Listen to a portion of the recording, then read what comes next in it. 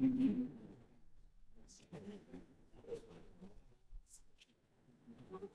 Lord be with you. Amen. Amen. Good morning and welcome to all. It's so great to see you here this morning, especially all the scouts, their leaders, their families. Welcome to Concordia. We had a big rush of people at early service this morning, and there's about half the congregation standing up and talking over coffee. So we're glad you're here. A few things happening today. First of all, it is Transfiguration Sunday. That is the end. This is the last Sunday of Epiphany. It is the end of the season, and this coming Wednesday is Ash Wednesday. It's a big transition moment for the Christian church.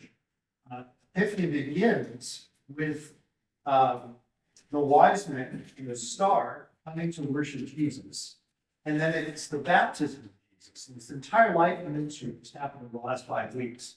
And here, the turning point, he's going to go to Jerusalem to suffer and die. This is the big revelation moment for us as Christians. So it's a huge day. That's why one of the reasons why we're here.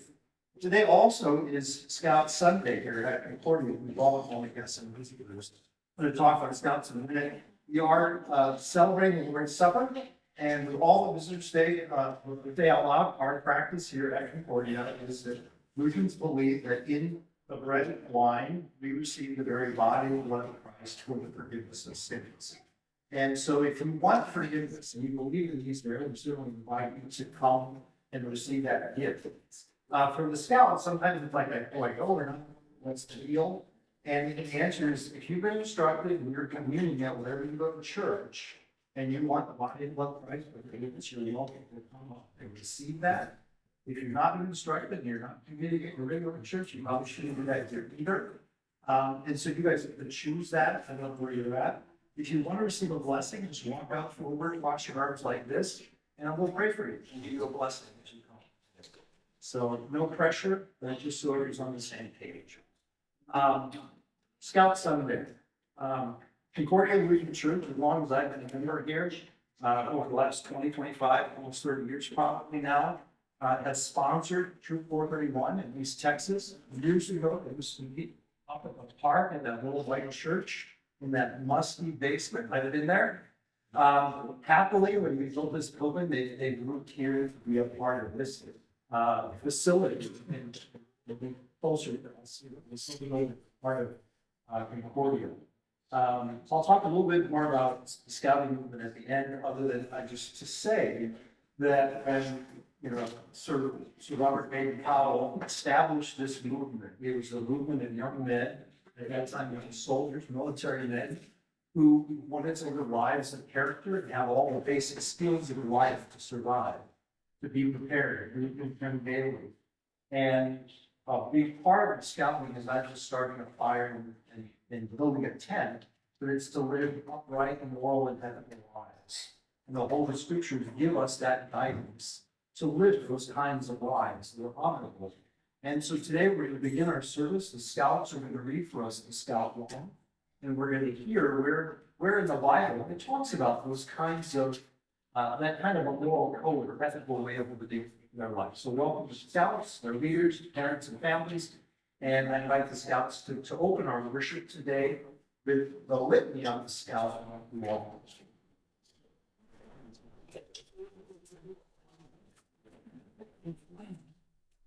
Scout law has valued life to millions of boys and young adults throughout the world today, but the principles of the law have been brought to us from ancient days. You shall not bear false witness against your neighbor. A scout is trustworthy.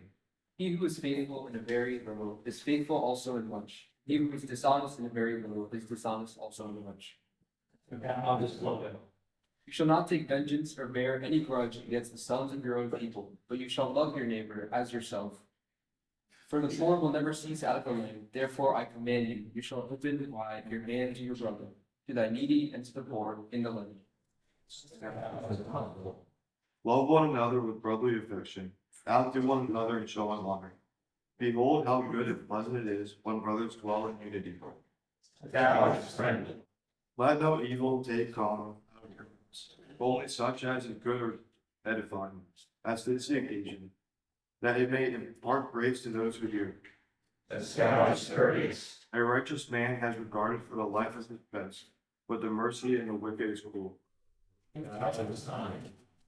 Children, obey your parents in the Lord, for it is right. Honor thy first commandment with promise, that it may be well in thee if thou hast lived long on the earth. A glad heart makes a cheerful countenance, but by sorrow the heart and spirit is broken. The mind of him who has understanding seeks knowledge, but the mouth of fools feed on food. All the days of the afflicted are evil, but a cheerful heart is a continual peace. Those who the hand so slowly, consider the ways and be wise, without having any chief, officer, or ruler. She prepares her food in summer and gathers her sustenance in harvest. Be strong and of good courage. Do not fear or be in dread of them, for it is the Lord your God who goes with you. He will not fail you or forsake you. Who shall ascend the hill of the Lord, and who shall stand in his holy place? He who has clean hands and a pure heart, who does not lift up his soul to what is false, and does not swear deceitfully. He will receive blessing from the Lord, vindication from the God of his salvation. And you shall love the Lord your God with all your heart, and with all your soul, and with all your mind, and with all your strength. This is the first commandment. He is reverent towards God. He is faithful in his religious duties. In his children, others, matters of custom and tradition.